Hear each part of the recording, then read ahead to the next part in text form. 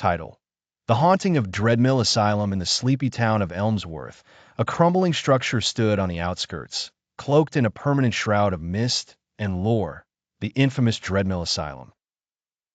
For decades, this institution imprisoned the insane, the tormented, and the lost.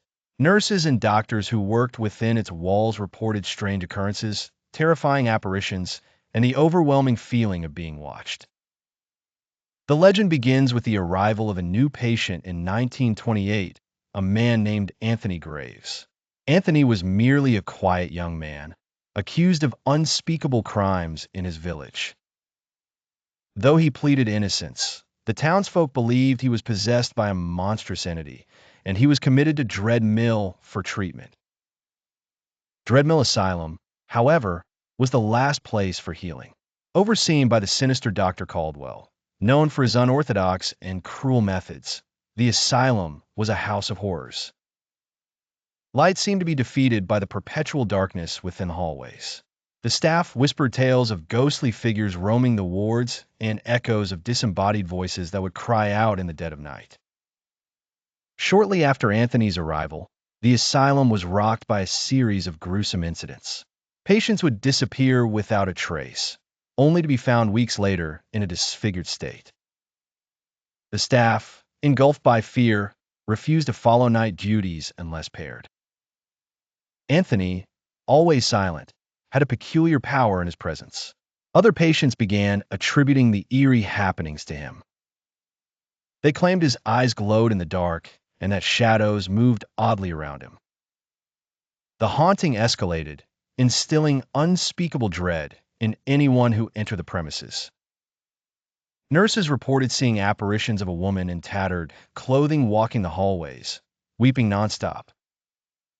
Doctors experienced apparitions of monstrous figures looming in the corners of their eyes, vanishing as soon as they turned to confront them. Time passed, and whispers of a long-buried secret began to spill from the lips of the asylum's few survivors.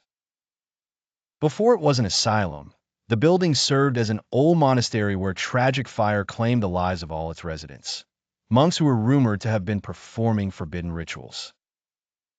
These tales grew darker as the years rolled by. Visitors who came to explore the fabled asylum for a thrill reported encounters with a ghastly creature, a grotesque amalgamation of monk and ghost, its face frozen in a permanent scream. Others spoke of echoes of an organ playing from nowhere, melodies that chilled the bones. During the evacuation of the asylum in the 1980s, staff members recounted how a strange fog would enter the premises, snuffing out electronics and plunging them into pitch darkness. Even locked doors would groan and open of their own accord. Today, Dreadmill stands as an abandoned relic, a crumbling skeleton of its horrible past. Trespassers, thrill seekers, and ghost hunters continue to report supernatural occurrences. Some have seen Anthony's shadow on the walls, a reminder of the young man's permanent bondage to the asylum's tragic history. Those who dare to sleep within its walls often wake up screaming, unable to shake off the horror of their dreams, visions of being hunted down by a monstrous ghost. While many stories circulate the internet about this forsaken place, few venture close enough to discover which parts are true and which thrive as the imagination's morbid creations. For those curious enough to experience terror firsthand, Elmsworth waits, with Dreadmill Asylum's looming silhouette promising more than just a journey into fear, but an encounter with the darkness of human history.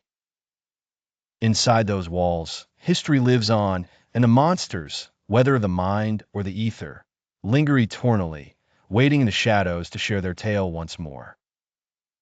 If this story chilled you to the bone, there's more where that came from.